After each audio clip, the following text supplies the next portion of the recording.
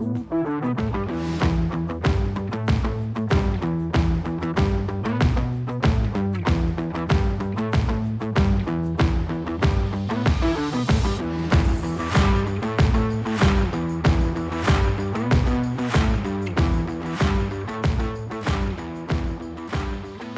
and welcome to the Defining Your Niche podcast, where we do a deep dive on alternative assets in commercial real estate, especially self-storage and small bay industrial flex. We're talking self-storage today.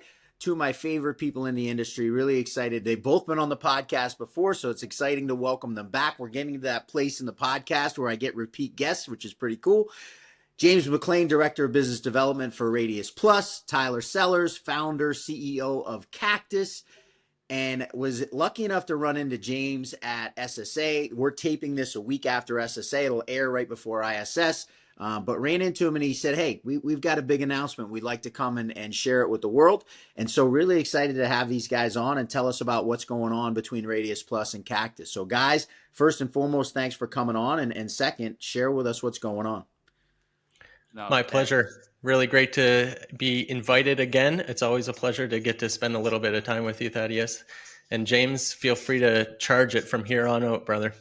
No, I appreciate that. Thank you again. And well, we're excited to announce a partnership and integration with Tyler's company, CactusAI.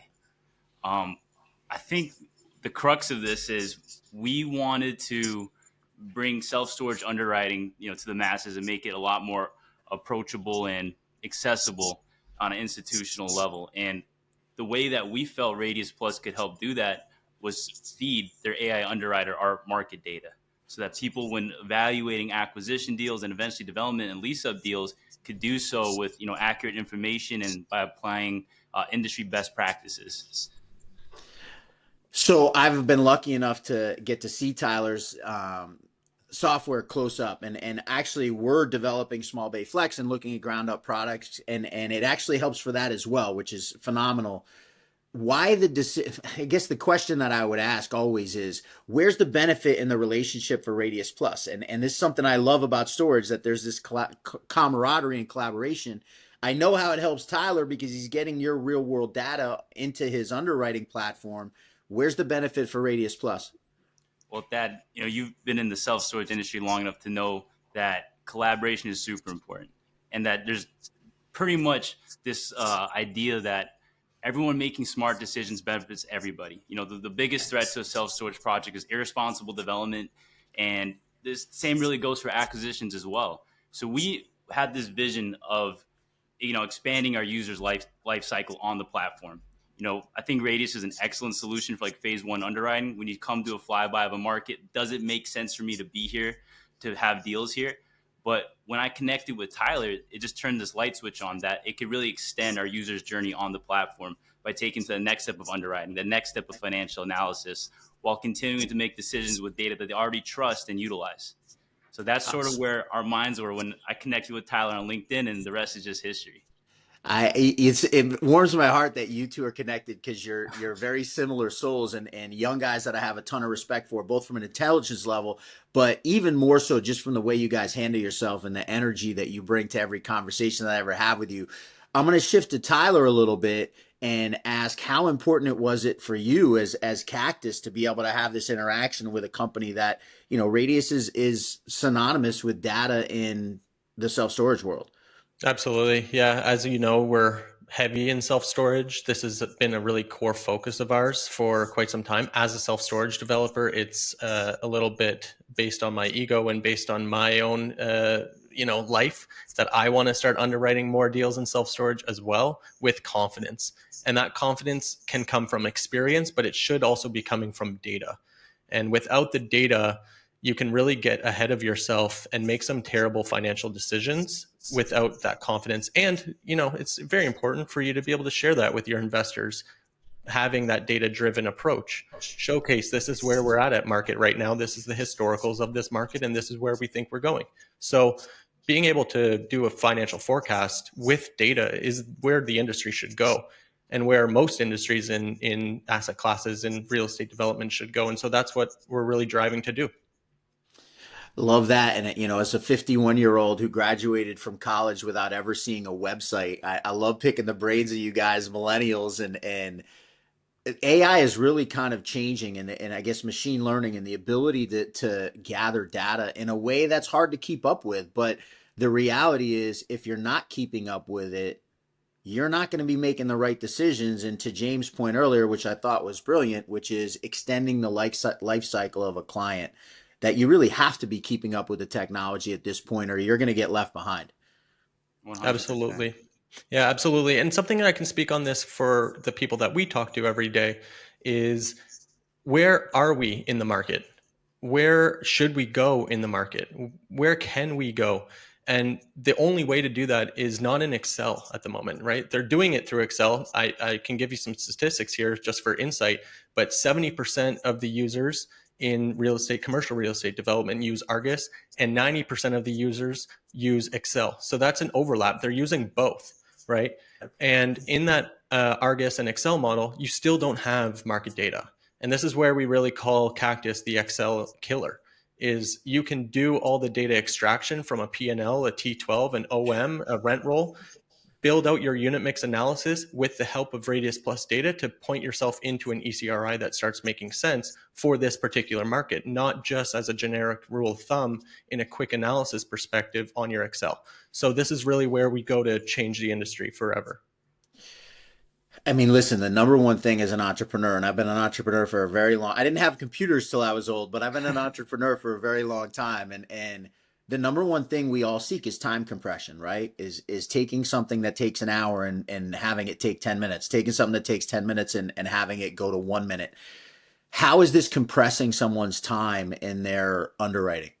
If I could handle that just quickly, James, the big thing that we see with our users, and the excitement that they have in the Radius Plus data integration, is also in the data or the time extraction piece, like how much can we do within our time. But really it's being, if you're a broker, turning an analyst into more of a client facing analyst. So changing the role completely, changing what that even means. No longer are you only taking this analyst perspective, but you're also turning them into client facing or finding more deals. So we turn this organization that has a very structured approach, where how it's always been for the last 50, 100 years, and now we're changing the roles and responsibilities of the entire structure of the organization to go out and find more deals, do more business, do more underwritings, not just from a broker's perspective, but also from an investment perspective. How can I get more deals in my deal flow? Have every week a set of deals that I need to look for and have yes or no's, and then go into deeper analysis from there. I'm gonna have you follow up on that because I'd like to understand. I mean, listen, I know what it's like as a ground up developer to go and examine a market, start compiling data. I mean, listen, it's months of research and time that it takes to go make a decision of, and maybe not months, but certainly days. If you're doing compiling all the data yourself. When I go on to Cactus now and now accompanied with Radius Plus's data, how long is it going to take me to make a decision when I plug that data in? I mean, Thaddeus, you can get a green light or red light in under 2 minutes at this point. And I kind Yes. of want to speak to and build off what Tyler was saying, because, this whole partnership sort of got accelerated because what we were getting feedback from the market. As you know, the industry's been very difficult for development. So there's been a shift towards acquisitions. And, Yep. with all the interest that self-storage got during COVID, many multifamily investors have pivoted to self-storage as an attractive asset class. The bottleneck is many of these investors had no idea how to underwrite self-storage deals. So Yes. I found so much of my time the past 2 years was spent educating newcomers to this space, working with them just to share best practices and how to avoid some common pitfalls on underwriting. But I can only do so much. And so what Cactus has done is kind of level the playing field in that regard. It gives people this almost institutional underwriting edge to make decisions very quickly and to vet off-market deals in a smart way. So when you talk about that time compression, it's deal by deal, but also just like experience. The Cactus AI underwriting tool being fed our vetted market data has really equipped our users to make smart decisions fast and to ramp up their intelligence in this industry, in this asset class. My favorite part of that was that your enthusiasm for Tyler and the product that he and his team have created. And I was lucky enough to sit down with James, Tyler's partner, while I was in Orlando, can speak to his incredible level of intelligence and knowledge in what he's doing. I love your enthusiasm talking about their product, which is really phenomenal. So appreciate that you guys are so enthusiastic about each other, right? You weren't even talking about Radius's is place in the world. You're talking about a Cactus, and that's really neat. I guess I would follow that up with that question of how exciting is it to create a partnership with somebody who you vibe with, where there's a clear personality mesh there, and it's somebody that excites you to get working. I talk about this all the time. It's not just on the Radius side, it's on the entire industry as a whole. When we started Cactus, we launched 4 months ago, so keep that in mind. But we had this plan 2 years ago, and I've been talking with people for about 2 years now, and we have hundreds of models in our drive to reference to. We have hundreds of thousands of rent rolls, thousands of OMs, P&Ls, everything, and this came from a community of people that were willing to help us get to a place that actually helped the industry. And I think that it's really unique to real estate. So, I want to see everyone succeed. I think that another company that has a really good approach to this in storage, considering that we can talk about storage in this podcast, is the Open Tech Alliance guys. Like, their whole idea in building their system was called Open Tech because they wanted to be more open than their competitors, right? And everyone can win. There's a lot of space in this market still. And we want to work with everyone, but more importantly, we want to work with people that really vibe with us, really understand what the opportunity is here, not from a money only perspective, but also from a partnership perspective. And let's just be clear, Radius isn't getting like an equity stake in Cactus for this partnership or anything like that. It's strictly just the basis of allowing for their users to find more value in their tool and in our tool. So I think that it's really, really unique to this industry. And Thad, one of your things is your podcast speaks about the humans in this industry quite a bit, right? And so about this more than probably anyone. And I think that this place is amazing. I love this industry. I'm going to give some space for James to chime Yeah, in there before I take off and take over nailed the it. conversation. I mean, I tell people all the time, like, from the inside looking out, you can never explain it, and from the outside looking in, you'll never understand it. This sort of symbiotic relationship that people in storage have with one another. Because everyone works together to make this industry as strong as it has been. And to Tyler's point, this partnership was so natural because both of us and both our organizations keep the user in mind first. We just always want to deliver the top experience, top value to our end user. And I think that just stems top down. Like, when James DeGorder, my boss, created Radius and the credit system, people have the same access to data that the REITs have, that the top banks have, with just one credit. What, $20 to get onto our platform and make decisions, $1 million decisions with the right market data. So we wanted to extend that kind of mindset by partnering with Cactus and helping them on the financial analysis side as well. You brought something up. There's two people that I've had on that sum this up the best for me. One is Mitch Feldman, who's been on a couple times, and he's live right now. He's the episode that's airing as we speak. And he said, it's like a bunch of fraternities at a college, right? They all have their own like vibe, right? You go join, and Storage's vibe is camaraderie. That's kind of the thread that ties everyone together. And the other person that said something that I thought was really, really intelligent was Mike Burnham. Mike Burnham's the president of Storage Mart, one of the Mount Rushmore of people in the self-storage industry. I mean, just universally respected, was at the first ever SSA, which is pretty freaking cool, in the 70s. So kind of neat. And what he said was, because I asked him a question, I was like, hey, I was with a group that was brand new. We were developing our second facility ever, and Storage Mart reaches out to us and said, hey, send us your plans and we'll give you a really good idea of what we think your unit mix should be. Now, we're already signed up with CubeSmart to be the third-party developer of the site. Storage Mart has told us they initially reached out because they were thinking they might want to buy the development project. They didn't want to buy it, but they're like, for nothing, they're like, hey, we'll go through and we'll look at your unit mix and give you suggestions. And so I asked Mike, I'm like, why would you do that? Like, what's the benefit for you? And he said, look, The first benefit for us is that we perpetuate this camaraderie within storage. Like, it's good people, and we want to keep attracting good people. And how do you attract good people? You be a good person. But the second part of it, which I thought was fabulous, and it's to your point, James, about expanding the lifetime of your customer on the platform, is that when you help people make good decisions, their business does better. But more importantly, for Mike Burnham, if somebody comes in, and you talked about this, if they do an irresponsible development, Right. if they build the wrong product in the wrong place, it doesn't just hurt them. It hurts storage marts facilities that are around them. I find it fascinating because there's so many industries where people can't make that leap. They can't make the leap to, hey, if I help my competitor in this, it ultimately is going to help me by stopping them from making a bad decision. You guys clearly have been able to make that mental leap where it's like, hey, this is not about competition. It's about collaboration to, a rising tide raises all ships. I love that about you guys, and a credit to the industry that we're in, both of you guys, for sure. No, 100%. If I could just share on that, because as a startup, it's always very exciting to get into a new industry, but it's also very, overwhelming in some cases. Like, how are we going to market, right?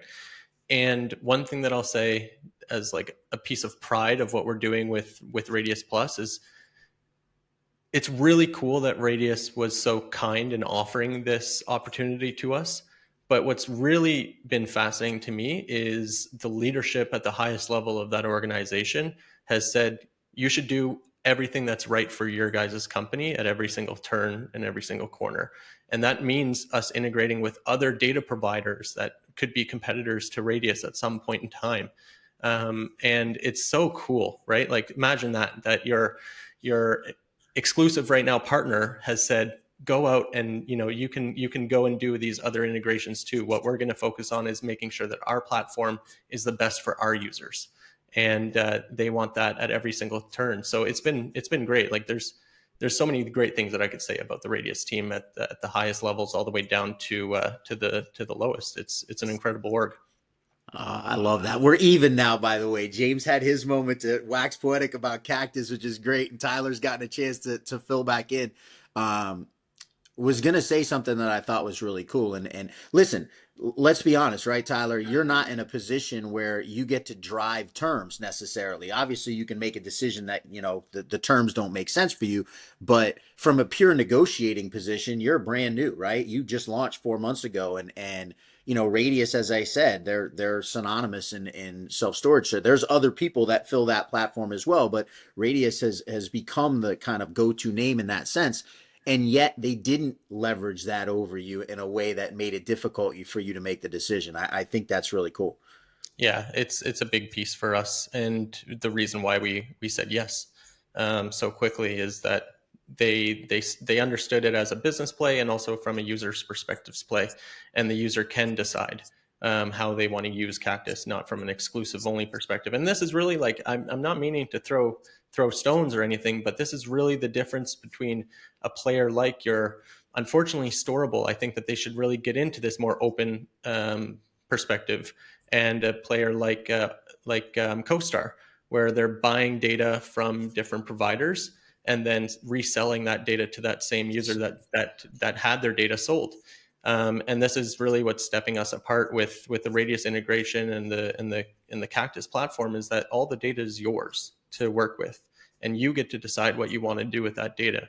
Now, the industry is going to go that way anyway, because they're starting to understand that data is really valuable to them, and it makes and drives the decisions. So this is a really exciting first step in the evolution of commercial real estate investments. Hey, it's interesting you mentioned that. Actually, this is the week after SSA, and I'm always loaded down with podcast interviews from all the people I saw at SSA. I just was on earlier today taping an episode with Brett Copper, which some of you guys might have seen because it's going to air 1 week before you guys. And he mentioned something about this, the access to data that we have now. And if you're not utilizing it, right? He was talking to it in we were talking about ECRIs and how do you get your algorithm to decide what your prices are going to be. And there's a couple of major providers of data nationwide that are expensive. It's not cheap to get that data, but if you don't have access to that data, you're not going to compete in the long run. You just not. You're not going to be able to maximize the revenue that you drive from a particular store if you're not having the same access to that massive volume of data. So I guess I'm going to ask a question here. I'm not just going to talk for the sake of hearing myself talk. The question I would ask is, where do you guys see the industry going? So self-storage has always kind of been known as mom and pop, right? You've had smaller operators. You've had people who own 1, 2, 3, 5, 10 stores. Are we going to see that kind of shift? Are we going to see like where if you don't have the volume to be able to compete with an extra space? I was talking to Bo Agnello, who you guys know with Go Store It. They combined with Snapbox, excuse me, not SmartStop, because they needed, they thought they needed that scale. They needed to have the economy of scale of stores. I want to pick you guys' brain on where you think this is going from a tech viewpoint, and for operators in the storage space, are they going to have to grow to survive? I absolutely think the industry is going towards consolidation, that kind of like you alluded to. People need economies of scale to compete operationally and also just have access to different market data if they are coast to coast franchises or developers. I think that's also true for people who are very regional. They just got to get creative, let's say, and to find ways to like advance their NOI. So this call it what it is, like a bear market for storage has just created so much innovation and so many collaborations between groups. And I think that the industry will come out of it stronger. To your other question, the characteristics of self-storage have kind of changed too. It's shifted away from maybe blue collar mom and pop, really salt of the earth people. And we're seeing a lot more big institutions pouring money into this asset class. Yeah. And obviously it's by way of third party management, but I think there's something to be said about like the brain power of people who just know their submarkets so well and the nuances among certain areas, how you can avoid common pitfalls. Like when underwriting a deal in the Florida Panhandle, when it was affected by the hurricanes, rates skyrocketed after occupancies increased. So that nuance would be overlooked by someone who doesn't understand that nuance of storage. We're seeing it in the LA market now, right? And after the fires, and fortunately, the operators have not been raising rates immensely, but you've got to account for those little things that are regional effects. Correct. Yeah, something else I say about this from our perspective that's a little different from the ECRI approach, but rather from the operating expenses and demand is that, well, the demand typically gets overlooked in some instances of where the demand is coming from. So James made a good point, but another one that a lot of beginners don't really understand about storage is it actually does come from the homeowners when they're downsizing, and about 25% of homeowners end up downsizing and using storage. And then the other one is 70% of renters end up moving out once a year. So we tend to see this shift and this need for self-storage in each market just depends on the supply, right? And then on this operating expense, how can we bring those operating expenses down? Because if you're a facility like mine, where I have 3 smaller facilities all around 30,000 square feet, but can I operate those all as one package with one operator or one manager? Or can I do that? Do I have to hire 3 managers? And so this is really an important piece that technology has allowed us to manage. You have technologies like kiosks or booths that you can go up to and say like, hey, I'm here. And the guy shows up on camera as if he's really there in person with you. You know, there's lots of opportunities here for innovation. I'd love to mention this as well. This industry has been very mom and pop and, you know, go by the cuff of your own instinct. And now we're going into the more data-driven approach. And they're still running on Excel, of course, but we'll see a shift on that. The piece that's really fascinating to me is generations like James and I, we grew up with our video games showing up in a cereal box, right? We've been behind technologies from the very beginning. And as this change in generational shift happens within each industry and each asset class, they're going to have demands that say, hey, look, I can't believe that we've been running on this Excel model for the last 40 years as an organization, and everyone has no idea how this thing works because the guy who created it has been gone for the last 5 years and he retired. So how can we how can we change this and make this speedier and change the entire organizational structure of the company to be more efficient? And it's not just software companies that are doing this, but it should be real estate companies as well. I'm laughing as you're saying this because I've been to the underwriting seminar that the SSA puts on a couple different times. And the underwriting model that they teach to new people has 1,005 lines in the Excel spreadsheet. So you're saying that we're still literally the SSA's underwriting seminar that they run a couple of times every year is based on a 1,005 input line Excel spreadsheet. Just to give credence to your point, the reality is that's not a sustainable thing. And listen, we know in storage, millennials and Gen Z are now the prime renters, but millennials are also very quickly starting to become the prime people in positions of authority in different development and acquisition companies. So we're going to see this happen very quickly. Can I just say that model is actually 1,400 lines, and our model has very similar characteristics to that complexity. But what we're really trying to drive here is it should have that level of sophistication within your model to make true multi-million-dollar decisions, because this will either bankrupt you as a family or not, and drive you up to buying a nicer home. And you should have that level of sophistication, but it shouldn't be at the forefront of speeding up or slowing you down as a development company or as an acquisition company. And so that's really the basis behind this partnership. Love it. Guys, love you both. You know this. I tell you this all the time. For those of you watching that haven't gotten the backstory, go back and watch the episodes with both of these guys individually. I usually take time to really dig into people's stories because I think that's so valuable in creating business relationships. I believe wholeheartedly that you shouldn't do business with people that you don't vibe with, just like I know why these two guys are working together.